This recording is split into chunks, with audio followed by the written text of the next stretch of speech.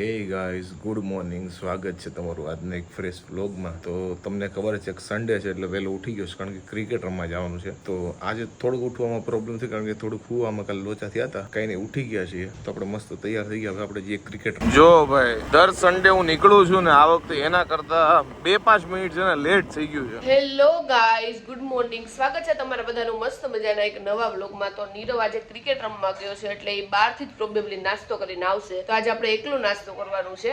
અને આજે રાતે છે ને મને એવું લાગતું હતું કે મને શરદી ન થઈ જાય તો સારું. મને સૌથી વધુ જો કોઈ વસ્તુથી બીક લાગતી હોય ને તો એ છે શરદીથી ને એનાથી ને વધુ મને ઉધરસ થાય ને એનાથી બીક લાગે.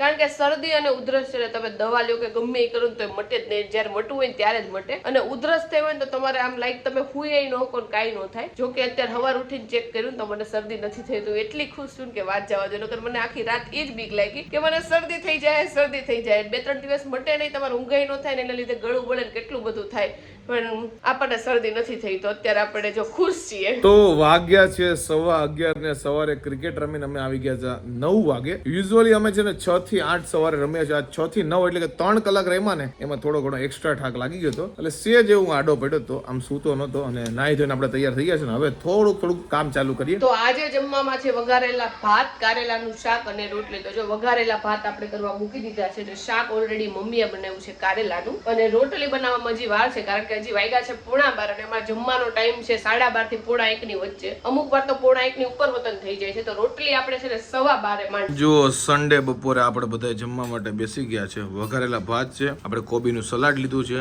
અને અહીંયા જો વઘારેલા ભાત છે.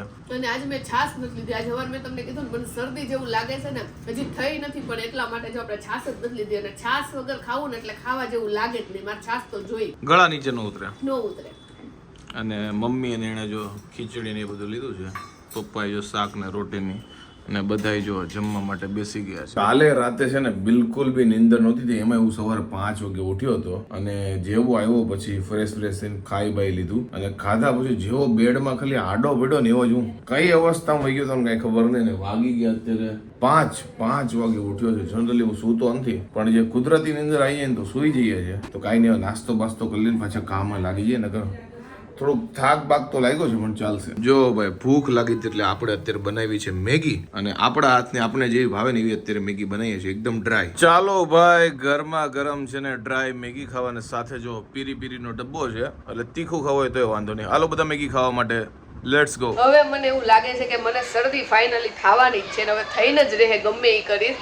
આખો દિવસ જો છાશે નહોતી પીધી ને કાંઈ નહોતું પીધું તો અત્યારે ભૂખ લાગી ને તો એક મેં છે ને કેળું ખાઈ લીધું છે. ભૂલાઈ ગયું મને શરદી થઈ ગઈ છે, કેળું નહોતું ખાવાની. પાછી જો છીંક આવવાની શરૂ થઈ ગઈ છે અને તમને એવું લાગતું હશે આજ તો પાયલ આખો દિવસ શરદીની વાત કરી છે પણ લિટરલી મને છે ને કોઈ વસ્તુથી જેટલી બીક નહીં લાગતી હોય ને એટલી બીક મને છે ને શરદી ઉધરસથી લાગે. મને એવું થાય કે મને ભલે ગમે એ થઈ જાય પણ શરદી ઉધરસ કોઈ દી ન થવા જોઈએ. પણ જો એ થઈ જાય પછી એક તો મને કોઈ વાટે મટે નહીં અને ગળામાં બળા રાખે ને મને બહુ એટલે બહુ ઓલું થાય. પણ કાંઈ નહીં, હવે થઈ છે તો થવાની જ છે એવું લાગે છે ગમે એટલું ધ્યાન રાખશું તોય. ગયા વ્લોગમાં આપણા ઘરે લાઇટ વહી ગઈ તો ઘણા લોકોએ કોમેન્ટ કરી છે કે ઘરે તમે ઇન્વર્ટર લઈ લો. એટલે મારું એવું માનવું છે ઇન્વર્ટર ક્યાં લેવાય જ્યાં વધારે પડતી લાઇટ જતી હોય. અહીંયા અમદાવાદમાં છે ને ટોરેન્ટ છે એટલે અહીંયા ક્યારેક ભાગ્ય. પહેલા તો વર્ષમાં 1 થી 2 વાર જતી. આ તો હમણાં ચોમાસાના કાંઈક ઇસ્યુ છે ને તો હમણાં થોડીક રેગ્યુલર થઈ ગયું લાઇટ જવું. એટલે મને લાગે કે જ્યાં મીન્સ કે ટોરેન્ટ ન લાગતું હોય, વધારે પડતી લાઇટ જતી હોય, યા લાઇટના ઇસ્યુ હોય ત્યાં ઇન્વર્ટર હાલે.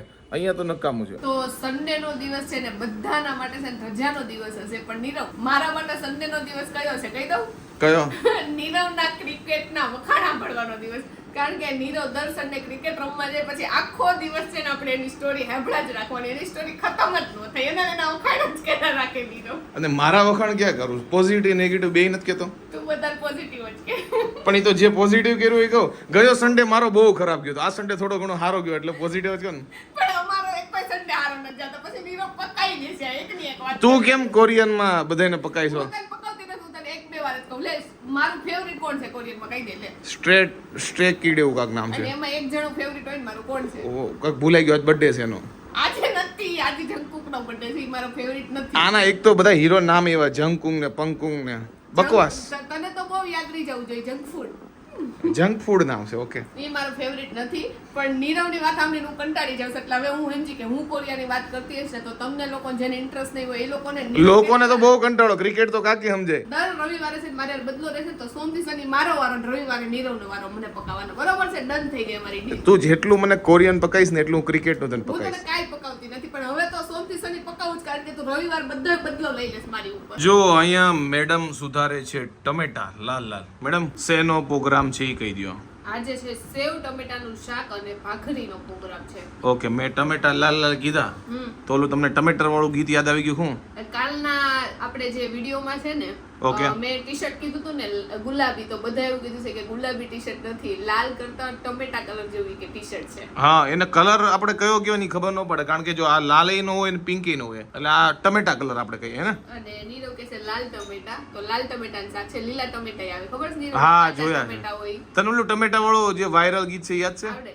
ટમેટું રે ઈ નહીં, ટમેટું. નાના છોકરાનું. નાના છોકરા ને આ ટમેટર બડે મજેદાર, આહા ટમાટર બડે મજેદાર. ટીચકુભાઈ યાદ હતા ને ત્યારે ઘણા ગીત યાદ હતા. હમણાંથી કઈ ઈ કયું ઈ ક્યારે આપણે યુટ્યુબ ઈ બધું ગીત જ ભૂલાઈ ગયું. આપણે કઈ વાર સંભળાવતા બહુ મને ભૂલાઈ ગયું. નાના છોકરાનું છે મને ભૂલાઈ ગયું. કઈ ને હમણાં ટીચકુભાઈ આવે ટામેટું રે ટામેટું એવું કયું હતું?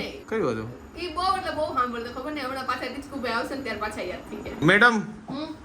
મારી પાસે અમુક સવાલ છે, હા. એના તમારે જવાબ આપવાના છે. ઓકે? હા. અને જો પેલા તારે જવાબ આપવાનો 2 ઓપ્શન આપીશ, અને એ જવાબ પાછળનું કારણ કહેવાનું પણ બહુ શોર્ટમાં. પછી એકની કારણની પાછળ તું 50 કલાક નહીં લગાડવાનો. ઓકે?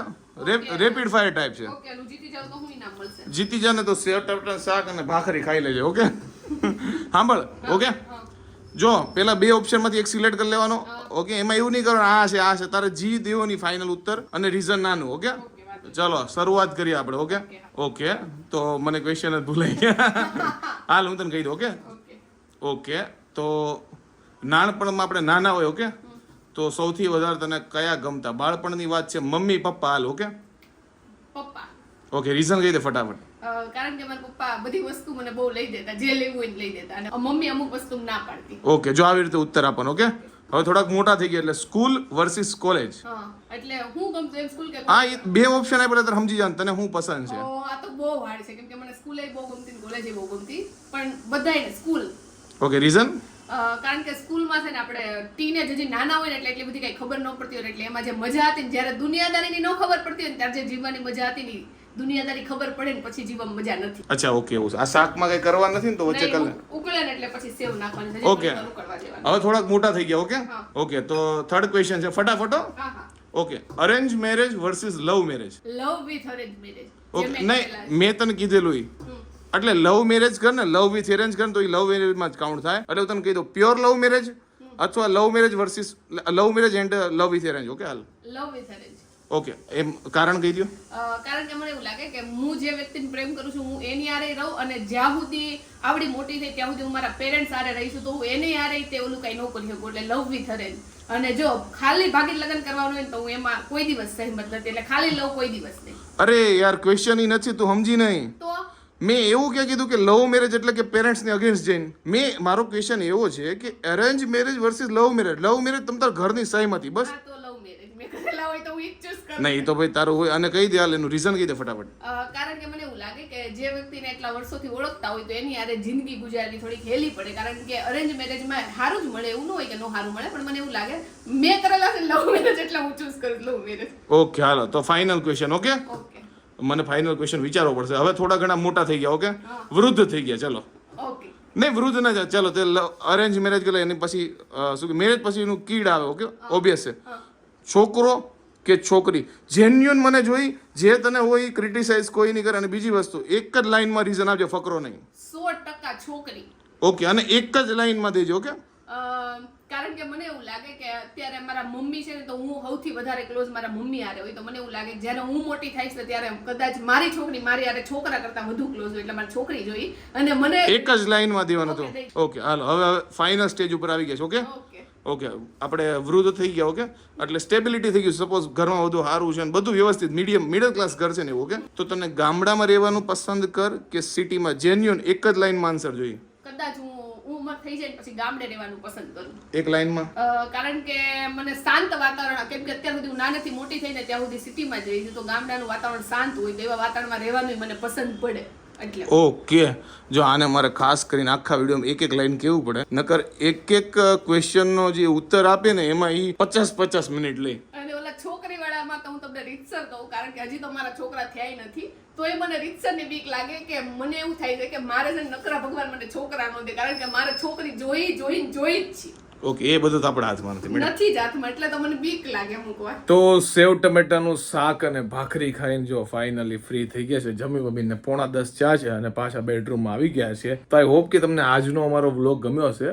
નાનો હતો મને ખબર છે, પણ કાંઈ વાંધો નહીં, જ્યારે કોન્ટેન્ટ ક્યાંક સારું હશે ત્યારે આપણે મોટા વ્લોગ બનાવશું. ઘણા લોકો કોમેન્ટમાં લખે છે કે વ્લોગ મોટા બનાવો. અમારી ટ્રાય એવી હોય છે કે મોટા કે નાના બનાવ્યું નથી હોતું, વ્લોગ સારો હોવો જોઈએ. હવે અમે નકરું બોલ્યા રાખીએ, પરાણે લાંબો વ્લોગ કરીએ તો એનો કોઈ મતલબ નહીં, કારણ કે આપણે ડેઈલી વ્લોગ નાખીએ છીએ, એટલે ક્યારેક નાનો આવે પણ મજા આવે ને તો એવો હોવો જોઈએ, એવી મારી પ્રાયોરિટી છે. તો કાંઈ વાંધો નહીં, ટ્રાય કરીશું અમારાથી પૂરેપૂરી કે આગળના વ્લોગ છે સારા, ઇન્ટરેસ્ટિંગ અને મોટા બનાવશું. તો આઈ હોપ કે તમને આજનો અમારો આ વ્લોગ ગમ્યો હશે. ગમ્યો હોય તો શું કરવાનું તમને ખબર છે, લાઈક કરી દો, સારી કોમેન્ટ કરી દો, જે બી લાગતું એ કોમેન્ટ કરી દો. ફેસબુકમાં જોતા હોય તો ફોલો કરી દો, યુટ્યુબમાં જોતા હોય તો સબસ્ક્રાઇબ કરી દો. તો મળીએ નેક્સ્ટ વિડીયોમાં, ત્યાં સુધી બાય. અને જે લાંબા વાળ આપણે જે કરીએ છીએ તમને લોકોને ખબર છે, તો આમાં કઈ પ્રોડક્ટ વપરાય, યા તો શું મીન્સ કે સિલ્કી વાળ કરો, યા તો જે બી તમને લાગતું હોય કે લાંબા વાળમાં આ યુઝફુલ પ્રોડક્ટ છે, તમે લોકો કોમેન્ટ કરી દો.